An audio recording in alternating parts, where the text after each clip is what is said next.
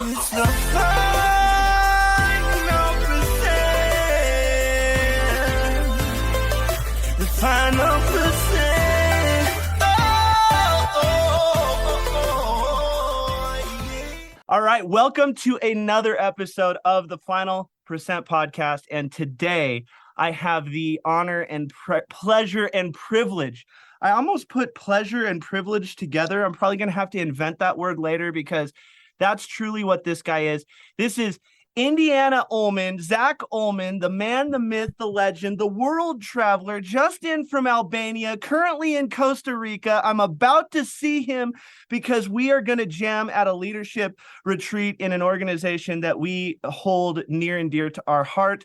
But Zach, thank you so much from the bottom of my heart for taking time out of your day. I'm sure you're jet lagged so that you can come and just be a part of my community and share some of your wisdom. So thank you so very much. I appreciate you.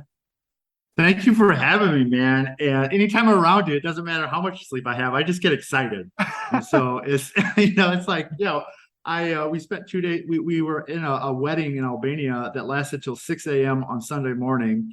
Then we hop on a plane for 25 hours of travel to Costa Rica, and I'm still getting my body's still trying to figure out what day and time and country I'm in. But no matter any of that, dude, I'm jacked to be here with you, man. Yeah. So thank you for the opportunity. It's really interesting anybody out there who doesn't believe in the law of attraction, Zach and I are absolute empirical data that it exists, because from the moment that we ended up in Africa together, which is a whole nother backstory, but the moment we ended up in Africa together, it was a little bit like we were those correctly polarized magnets that just kept drawing in, and we kept getting into these conversations. We kept sitting next to each other, having these wonderful, I love conversations that go deep instead of wide, and we would find ourselves in the best of rabbit holes in philosophical things, business things, personal growth things, marriage things, travel things. And it was just really, really fun to pick your brain. So, one of the things that I'm going to just start off with, we're going to do kind of interview style here. We both have an absolute love of personal growth and personal development. And, you are, spearheading a team that's, certainly in the hundreds, probably the thousands. And a lot of people look to you for leadership. They look to you to set the example. And that's one thing that I talk a lot about with so many other people that are on my podcast, or when I'm doing my personal growth seminars, is if you're a leader, you can't be one of those people who say, do as I say, not as I do. And you absolutely set the tone and you are an example. But with that, sometimes it feels, okay, we've got the weight of the world on our shoulders. There's a pressure that comes along with that. So I just love to kind of hear your thoughts, your mindset, and your heart behind, servant leadership, example-led leadership, and just some of your principles on leadership, so that other people who are looking to build a team, or whether they're just trying to lead themselves, their family, or maybe they're a manager at McDonald's, it doesn't matter. These things really, really reach everywhere where leadership is present. So I just love to hear your thoughts on leadership and personal growth and development together. I could talk forever on this, but I love this. And, I was thinking of, I'm going to get a little bit of airtime down at this leadership conference that we're at. And I always like to be intentional with everything I do. And one of the things that I've woke me up, I remember the day, the second, the smell in the air, the feel of the sun on me when I hired my first personal development coach. Mm-hmm. And I actually paid him money. It's like for his opinion on what I should do. And he just laid into me. And I've never been talked to like that. And it was, to this day, one of the best lessons I've ever had. And it's about responsibility. Yeah. Personal responsibility. And so I believe personal responsibility coupled with intention is two of the most powerful things anybody can have. Because whenever I'm getting coaching from, I have multiple different coaches, I don't get the opportunity to point the finger at anyone else. Right? Even if I want to. I know I just go on that call, and I hate pressing the send button when I call my coach, because it's the most uncomfortable thing I've ever had to do, is get coaching to actually deal with myself. And so that's what I really want to instill with people, is if you take personal responsibility for everything in the world, even the stuff that you don't think you're responsible for, it gives you the power to do something about it. And so, and this really hit home when I was down in, I was in the Brazilian rainforest on a 3-day, three-day survival trek, where I go out into the Amazon rainforest with a pocket knife and 2 guides, and we sleep under the stars, and it's scary and it's exhilarating. I caught a crocodile, and we just do this crazy fun stuff. I asked them, where's this rainforest problem? I was like, okay, like this, we're supposed to have a problem down here. And he told me the rainforest problem. And this was like one of the real conversations I had with myself, is what if I took responsibility for saving the rainforest, right? Instead of telling everyone else what the problem was, what if I took personal responsibility for feeding all the hungry people? What if I took personal responsibility for housing the homeless people, right? What if I personally took responsibility to end human suffering? And it was like, oh my gosh, like then I could actually do something about it, as opposed to blame somebody else for it, right? Because that's the easy part. And so personal responsibility, and then intention. And this is something one of my coaches just drills into me. She goes, every time I get on a coach call, Zach, what's the intention of this call? What do we want to do? Because I see far too many times people, they just talk, they ramble with zero intention. I do this myself, right? But when I surround myself with people that are intentional as well, so much can get done in 20 minutes. So much can get done. And so you add personal responsibility with that power of intention, anything's possible. Yeah. But then, right, then we need to get in a program, and we need to surround ourselves with people that remind us to stay in those contexts, the context of personal responsibility, intention. And then it's like rocket fuel, man. Wow. This is, I knew this. Yeah, I'm just going to make a proclamation right now. Zach is going to be a reoccurring guest on the Final Percent podcast, because, it's so funny. Just full disclosure, guys, when we got on this call, I always give everyone the same thing. I say, is there any areas that you want me to stay away from? Is there anything that you want me to promote for you and help you out? Because I want to be respectful of their time. And Zach says, just interview me. Everything's on the table. Let's rock and roll. We're cut from the same cloth. And we just pressed record. And I didn't even tell him what I had written down that I wanted to go over. And he was just game. He's ready to go, and just having personal development and growth and leadership be one of his number one pillars. And then I love the take personal responsibility for that. And, one thing, actually heading over to Africa, I negotiated myself out of business class and into first class on the way over there. And much to Bob Tierney's dismay, because we were going to sit together, but I mean, if they're going to give me free first class, I might as well take it, right? Totally. And so one of the things that I loved, it was the Lufthansa, the German airline, and the flight attendants would walk up and say, and this just, it hits so much different. They looked at me and they said, hi, my name is whatever. And they said, your happiness is my responsibility.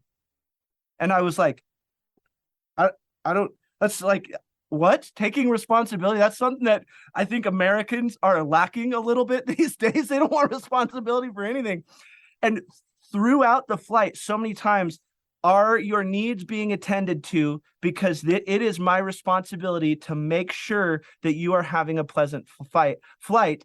Am I meeting your needs? And I was like, yes, like extraordinarily so. Basically, just by this statement, me knowing that you're there for me and you have responsibility. And I just thought that was so interesting that I actually installed that when I came back to my team. And I said, here is your responsibility. Here's your responsibility for our clients. And when you communicate with them, it is my responsibility to get you scheduled with Greg. It is my responsibility to get this across the finish line. It is my responsibility to deliver this piece of content. Am I meeting those needs?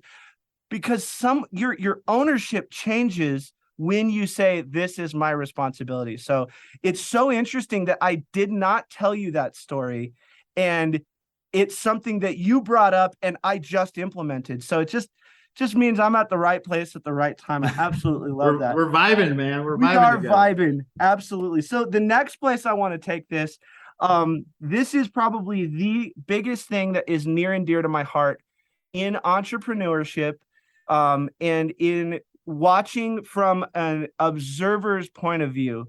And that is watching a husband and wife work their business, work together, live life together. And when we were in Africa, I got to watch you and your wife live life together. And it was one of the most magical things. And honestly, I don't run into it very often on watching people that really remind me of myself and my wife. And it was so fantastic how in tune you guys are, complementary, but still very independent. You're together, but you're your own. It's just so cool. So, where I want to take this next is, some of your marriage principles when you have to coexist in entrepreneurship, because I think that there are three levels of business people.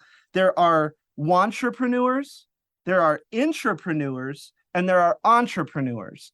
And it's really fun to watch real entrepreneurs in marriage, because I've seen so many people, think that entrepreneurship is easy because they think it's sexy. They watch social media and they see Gary Vaynerchuk and and Grant Cardone and Dave Ramsey, and they're like, "Oh my God, I want to do that. That looks fun and sexy and exciting."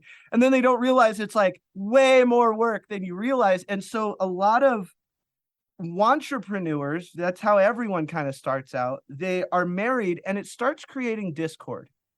What are some of the things that you do with your wife to help you guys effectively communicate and be the amazing team that I got to watch in Africa?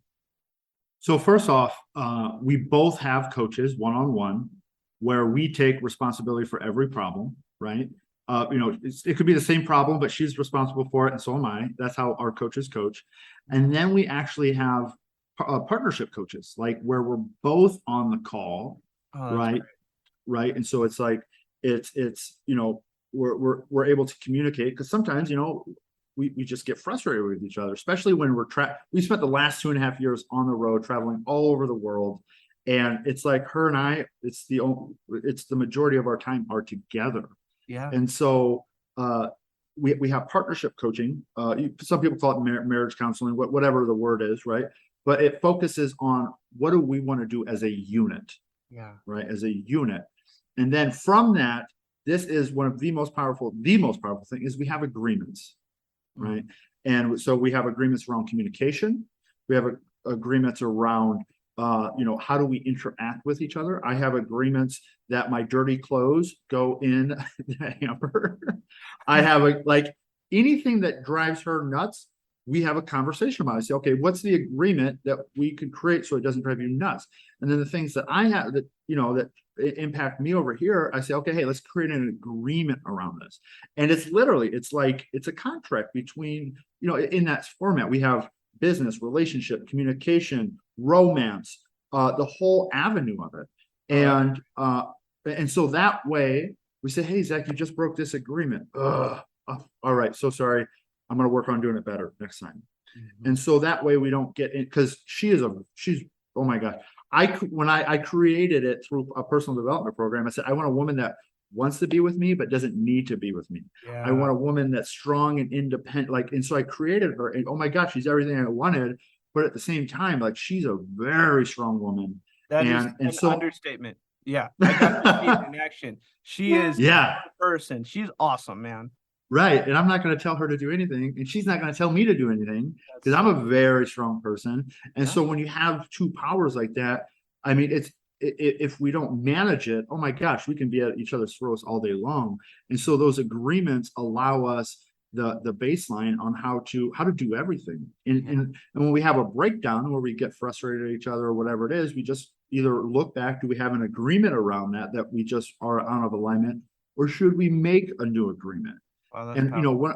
one of the things like traveling that we just spent, so we were at Albanian wedding. It was Thursday, Friday, and then Saturday till 6 in the morning on Sunday. We got a little bit of sleep, hopped on an airport, went from Albania to Istanbul to Miami to Costa Rica. We almost missed 2 flights because there was like just chaos, no sleep, and it was very easy to get irritated at each other.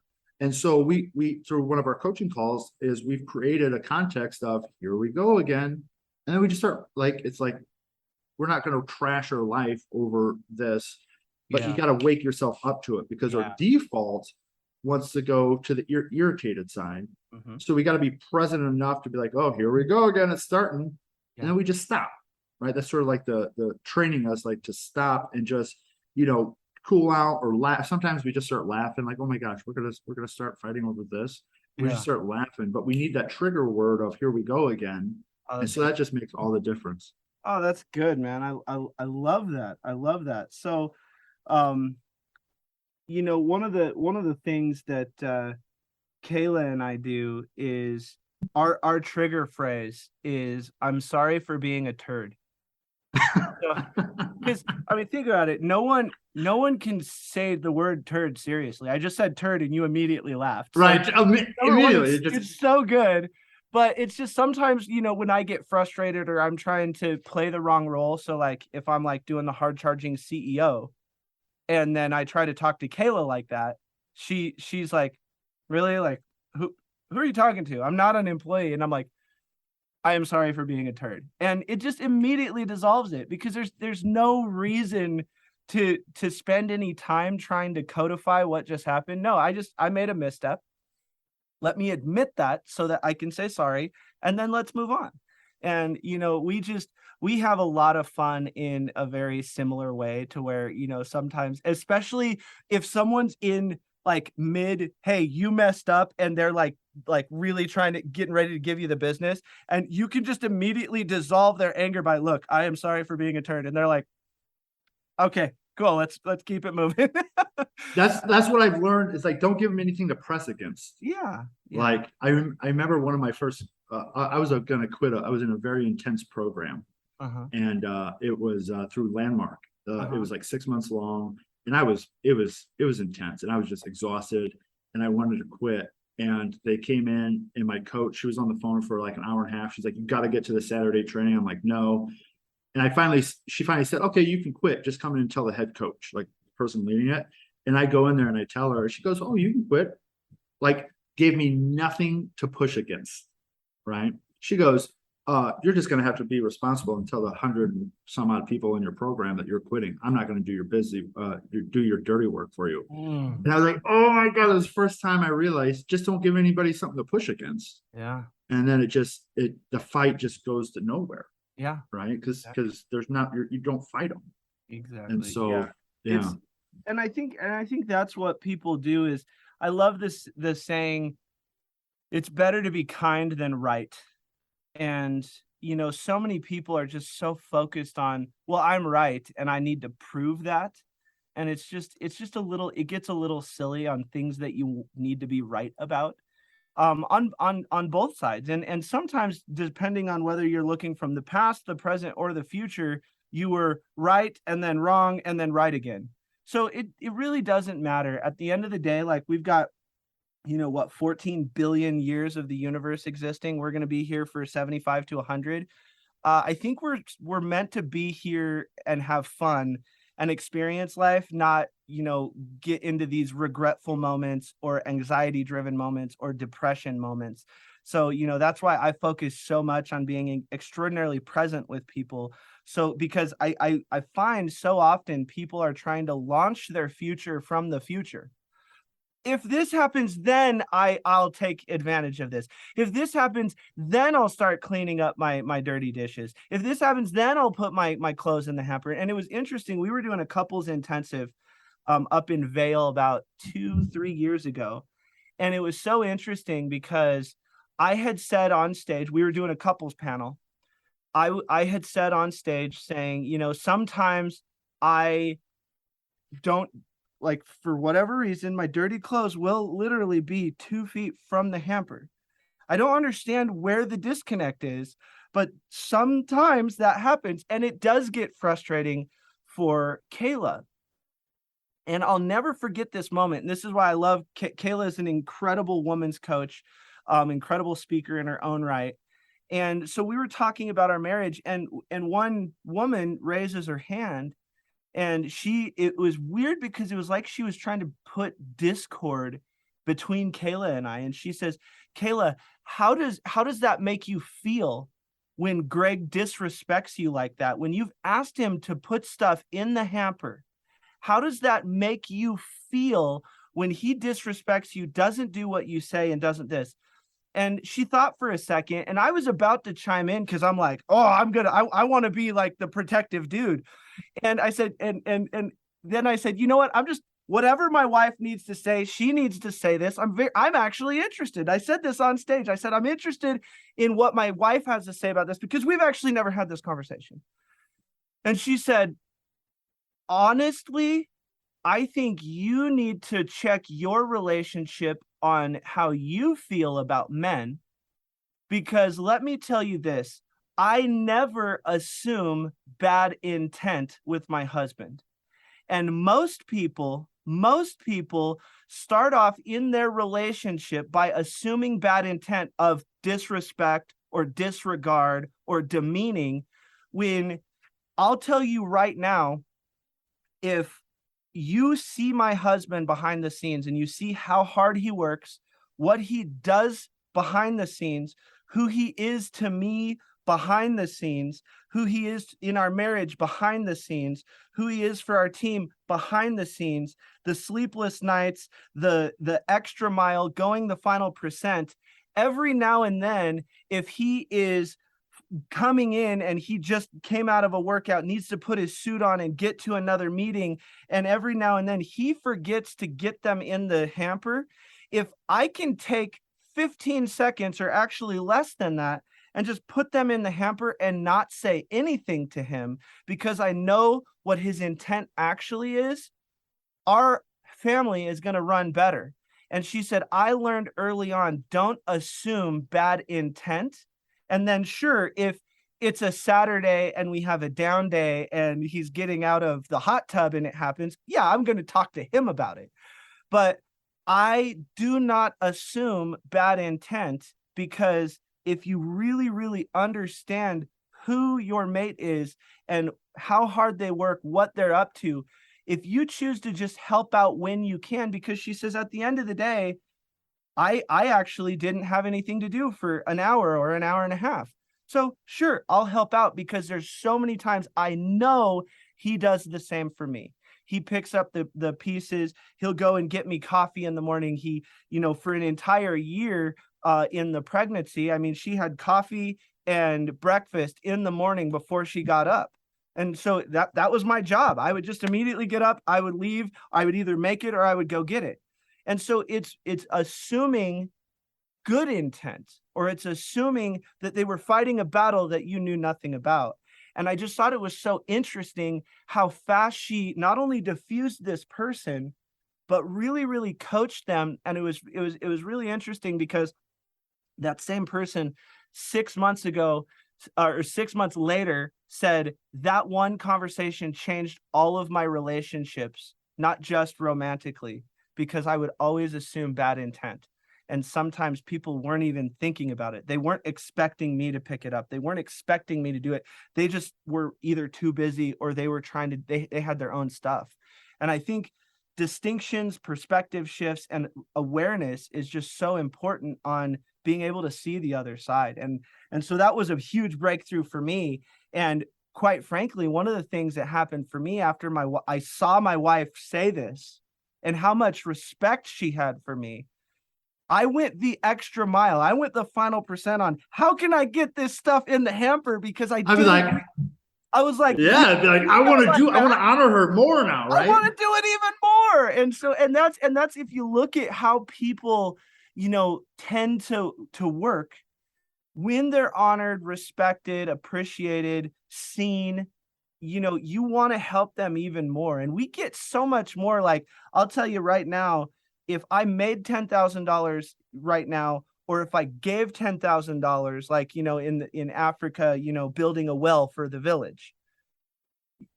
Giving a well feels so much better than getting $10,000. So that's what I love your heart when you're a gadget guy just like I am.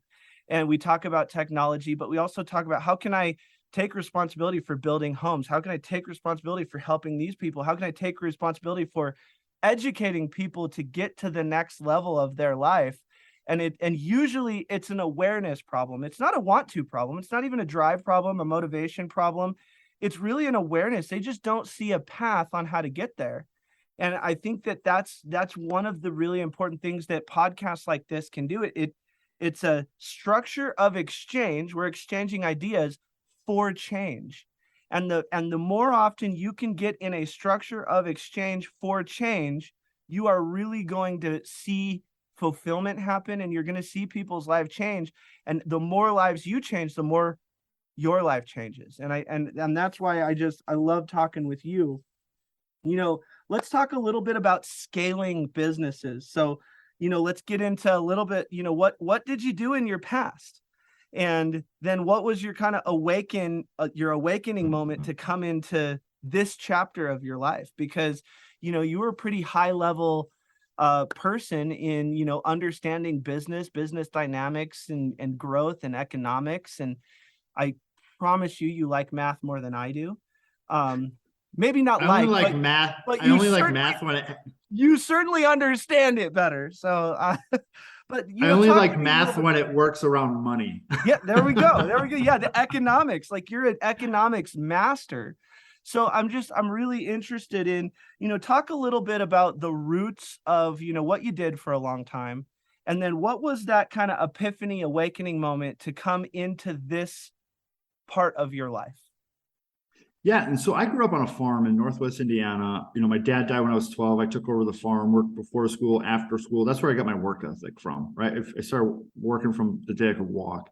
Yeah. And I was raised in a community that your sort of sense of value was by what you produce in the world. Yeah. And so I was always a very big understanding of hey, I need to contribute somehow, some shape.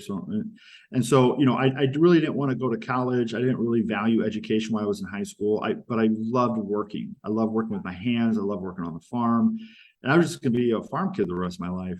And that's still a passion of mine. I want to be the largest landowner in the United States and have ranches and tractors and all that stuff.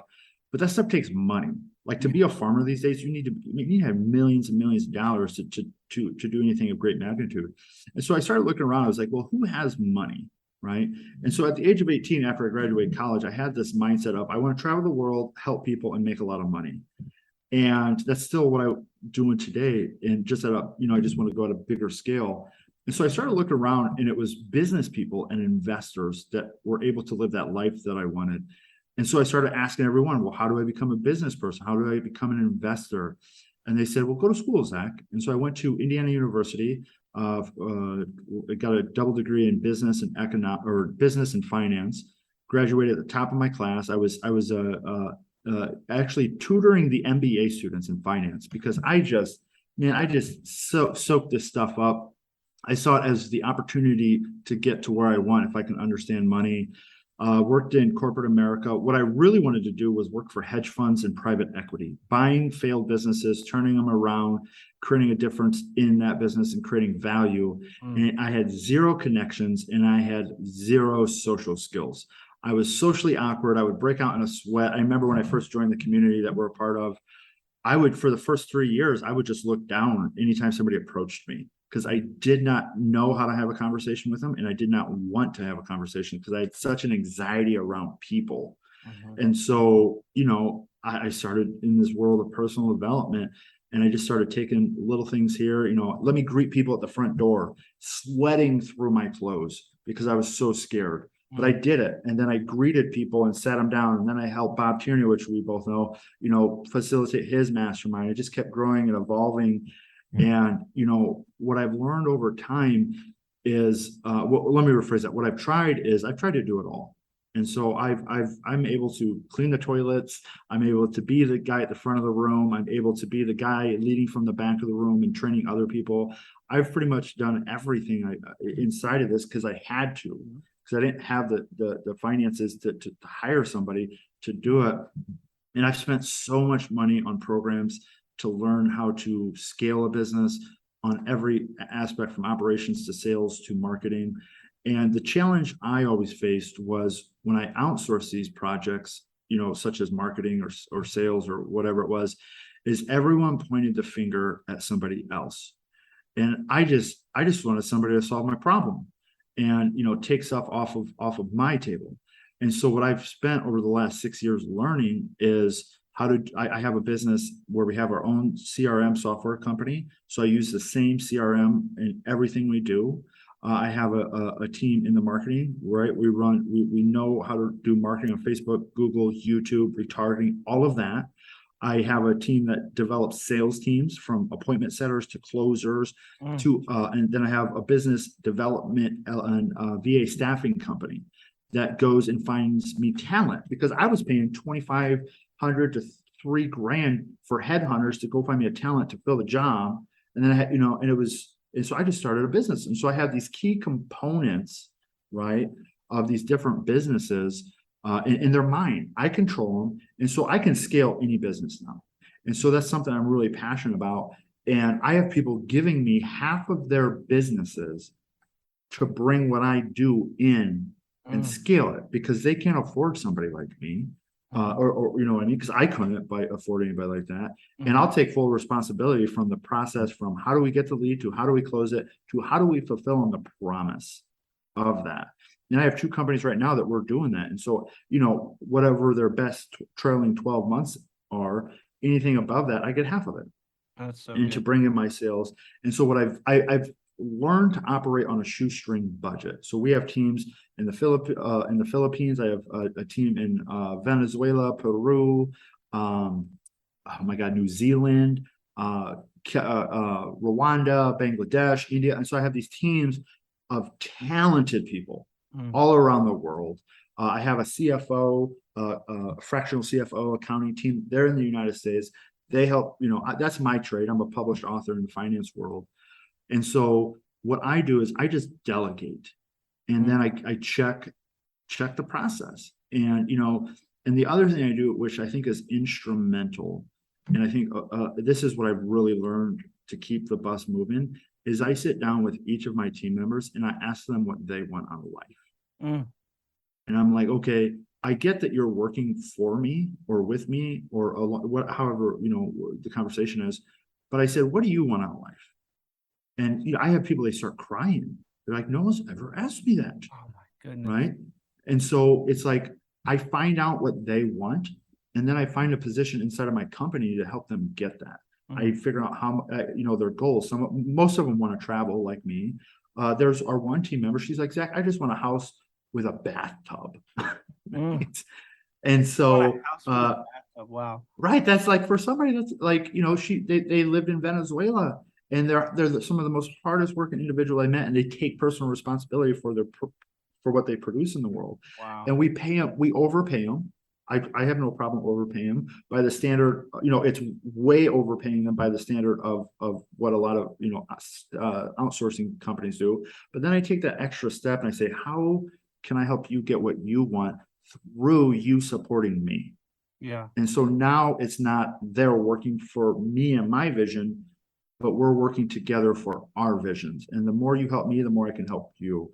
And that is the piece that I think has really made the biggest difference and really gets them excited to show up to work every day, because they're not working for my vision anymore. They're working for their vision. So one of the things that I actually talk a lot about, that you're talking about, and I touched on it at the beginning, is so you help people skip over entrepreneurship and you turn them into an intrapreneurship or an intrapreneur. And that's someone who acts like an entrepreneur, takes personal responsibility inside of another organization that has a common vision. And you do it naturally. And it's just, it's fun to hear that happen, on another side of things. And that's just, more of cut from the same cloth law of attraction, because when you were telling me some of the things in Africa that are kind of your core principles and values, I was like, do you listen to my podcast? Did you study me before we were going to hang out? And it's really refreshing knowing that this is um, such a foundational cornerstone. That's the word I'm looking for. A cornerstone for so many people that I respect, because they all have, these common ingredients. Everyone kind of has their own way of saying it and delivering it, but these ingredients are the same. And if we look at, okay, what is the outcome? What are we trying to, if this is a cake, what are we baking? We're baking success. And success takes very specific things, consistency, people, leadership, management. And that's one of the things that I think is important for people to understand is when I'm talking to young people, often, when I get hired to go in and consult, I did a ton of stuff for American Express for a while. And one of the things that would happen is all of the employees would really, really complain about the managers. And the way that I would help them understand, I say, look, you guys don't get paid the same. Here's why. You get paid for your time. They get paid for their decisions. And that's the big thing that I think entrepreneurs need to understand. Am I in an employee mode?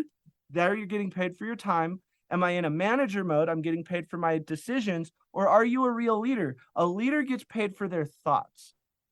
And that's the first thing that I'll tell people when I come in and I'm supposed to, do a shakeup or training, culture setting, whatever it is that they hired me to do. I'll say, look, I'm paid for my thoughts. I'm going to give you a bunch of thoughts. I'm going to give you a bunch of things to think about.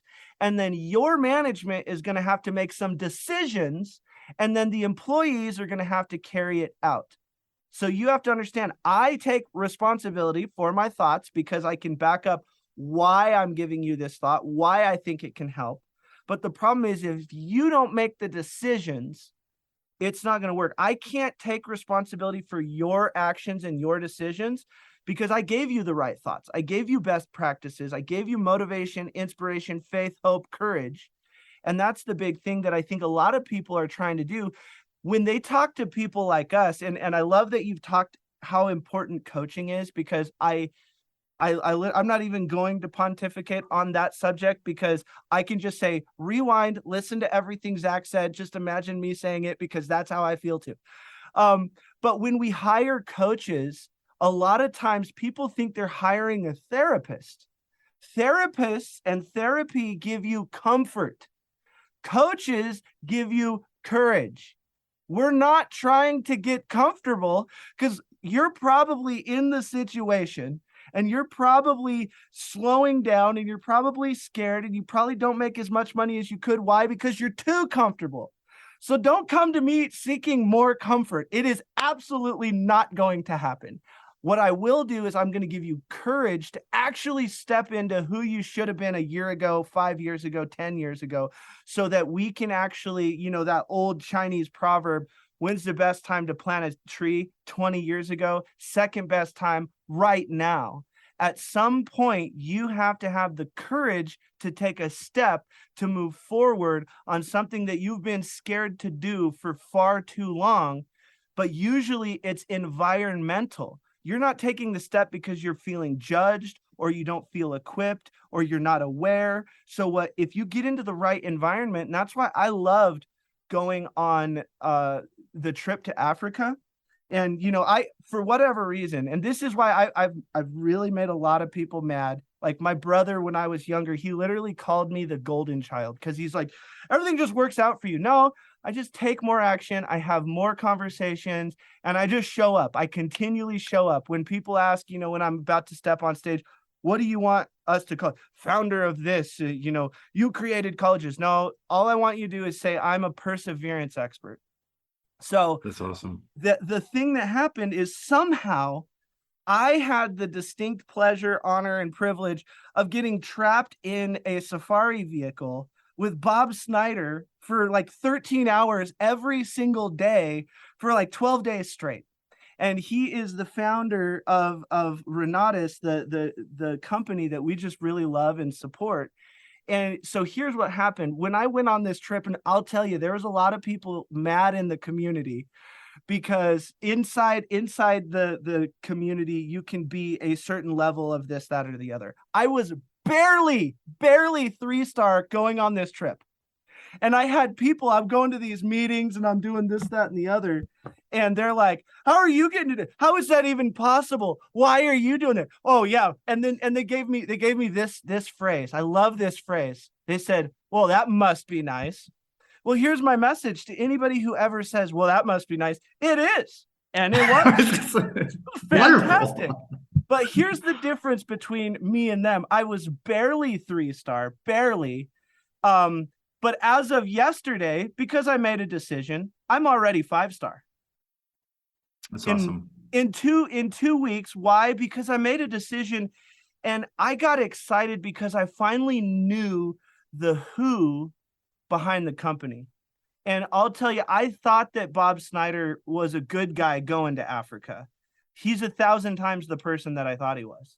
And I'll tell you, if there's a level of integrity in a human being, countless times and time again, he showed me the integrity, and it just made me absolutely understand and fall in love in what's possible with equipping people with the right environment, equipping people with the right tools, the right community, the right education.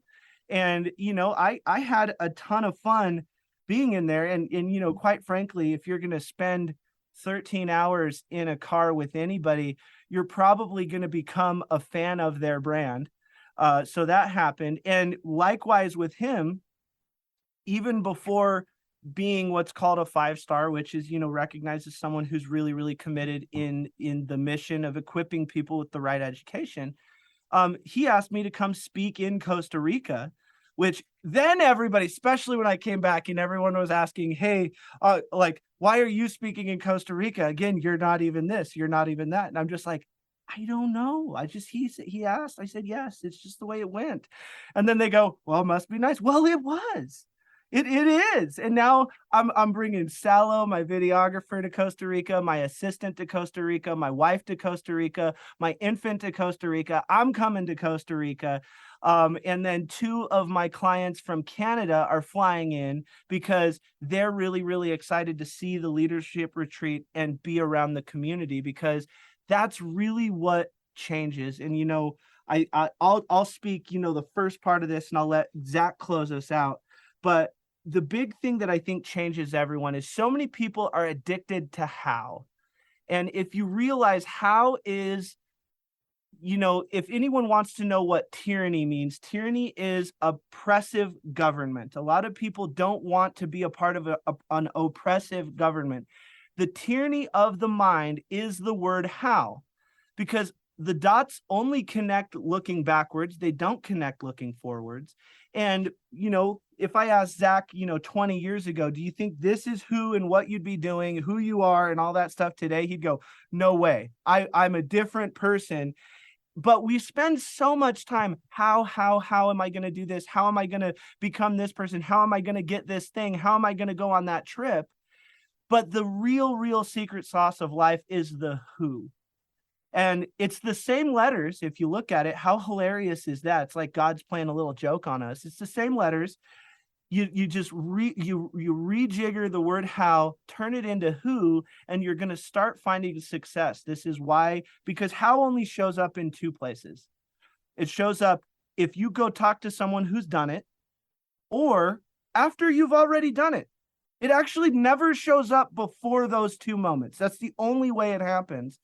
And that's the thing that I found so refreshing. I'm in Africa on this 5-star winner's circle trip that people won and worked their butts off to win. And I'm thinking, oh man, I'm gonna be around influencers, or I'm gonna be around a bunch of pretentious a-holes, or I'm gonna be around,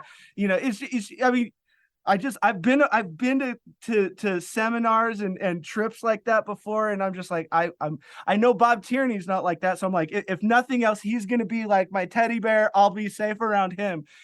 Every single person, without exception, is absolutely world class. And it was just so different than any other organization I'd been around.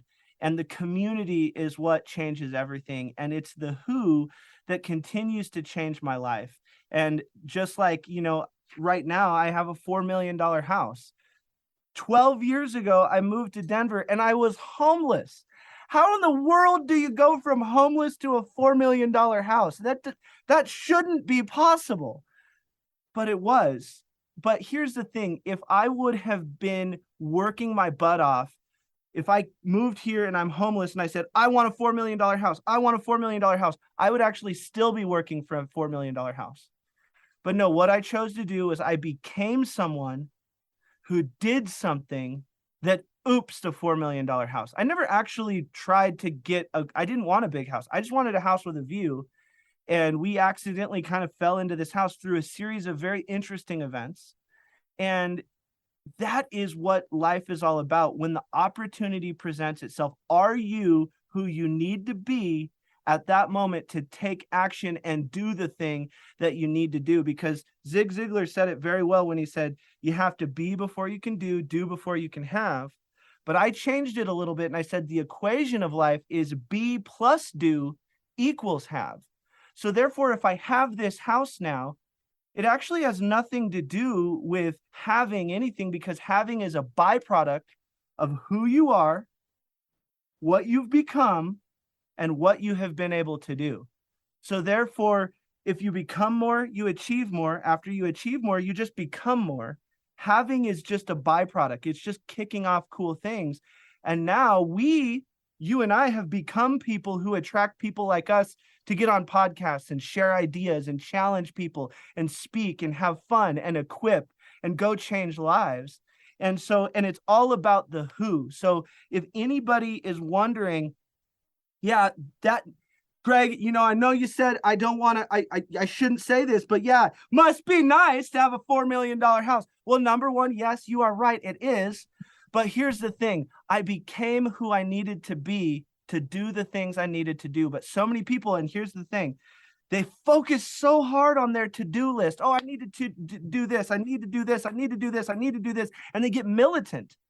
But guys, be precedes do. So I challenge you, along the to-do list, make a to-be list and be grateful, be a learner, be kind, be loving, be appreciative, be a creature of action, be a creature of curiosity. And I guarantee you are going to start having more as a byproduct. But if having is your only objective, you're working the equation of life backwards, and that's why you're still on a hamster wheel. So with that being said, I want you to give us a little bit of your, why who is so powerful for you. I would just rewind the last 5 minutes. I was going to be like, I'm going to say this, and you covered it. I was going to say this, and you got. And so, but I do want to add, about the being, and that is, so I was such a tactical guy, right? I have read so much. I can run, oh my gosh, my mind around finance and valuation and just understanding risk and business, and in relationship to be, and one of the most dangerous words is because, right? And we were talking about this last night on our training. Why can't you have something? Because, I don't know, fill in the blank. I want this, but I can't have it because. I love it. Oh my goodness. And so whatever it is after that is what's holding them back. Like, oh, I can't do this because I don't have enough time. No, you don't have time management skills, or you don't have whatever it is. I don't have this because I don't have enough money. No, it's because you don't have the education. There's all whatever proceeds because or follows because is whatever is holding you back. And so I want to challenge people to transform because into because in your life. Ooh. And so if you're being cause in your life, it brings it back to that thing we first started off with, personal responsibility. And so if you don't have whatever it is, or you aren't the person that whoever you need to be cause in your life, and go become that person. And then, right. And then go do the things to get the stuff. And I will tell you, from a guy that wanted to quit my job, I met that, and then it was boring. And then I wanted to become a business owner, got that, then it became boring. there's so much value in the phrase of enjoy the journey, because once we get somewhere, for at least my experience, it's cool, but I like challenge. I like being like that pressure of taking something on, and just, happiness exists right now. Yes. Right. And so most of us want that house, the money, whatever it is that we want it because it's going to bring us happiness. It's going to bring us joy. It's going to bring us a feeling. And that feeling can be produced instantly with the state of mind right now. Yes. And if you're operating every day in that state of mind of happiness and joy and abundance and whatever it is that you think that personal stuff is going to bring you, I'm telling you, you can have it all right now. And so be cause in your happiness, be cause in your joy of your life, be cause in your family, be cause in whatever it is that lights you up. And you can have it right now, man. Dude, there's no better way to wrap it up than what you just did. So, this is why I love having conversations with high level people, because like you are causing this. It's so good. Oh my goodness. That is so good. And you're probably very similar. As I read books, they all kind of seem like they're regurgitating and repackaging different versions of things. And it is just so refreshing to talk to someone who is giving me new stuff and really making me think. And I'll tell you, that is, I think if anyone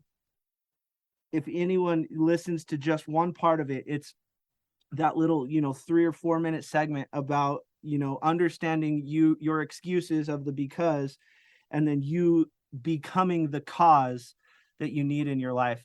Zach, thank you so much for taking the time, being a part of the Final Percent podcast. And, there is 100% chance, literally, I will go the final percent in this mission, that I am going to just nag you to get on my podcast often, because you are so needed and necessary in the world today. And I love your perspective and your view on life. So thank you so much from the bottom of my heart, man. I really appreciate it. No nagging necessary. I love hanging out with people that, it's challenging our belief system. And once we start questioning the beliefs that we have, it starts opening the possibility for something new. And so I just want to challenge people to think. Yeah. So thank you for the opportunity. Absolutely. Well, this has been the Final Percent podcast with Indiana Oehlman. Where can they see that website that you're building about your travels? IndianaOehlman.com. So it's spelled Indiana Oehlman, just so everyone gets it right. Oehlman.com. So Indiana, like the state. And it's, I took it off of Indiana Jones, and I was like, he lived an adventurous life. I want to live an adventurous life around all aspects around my marriage, around business, around travel. And it's just a space for me to put my thoughts down and really share what we're up to and creating in the world. Guys, and I'll tell you, this guy is worth checking out. When he's saying, he really, really, like, there's a lot of people who are good at talking, but they don't, walk the walk. He's good at talking, but however, he's out there running. Like, I'll tell you guys right now, he actually is better than you think he is. And I guarantee you're thinking, man, I gotta check this guy out. The more you spend time with him, the more you get into kind of his ethos, you are just going to appreciate, and he brings a ton of value. So check out that website, subscribe to anything that he has, because I absolutely co-sign anything that he's doing, just because I got to spend time with him behind the scenes, and he is the real deal, and he is absolutely TFP approved. So thank you so much, Zach. I will see you next time. It's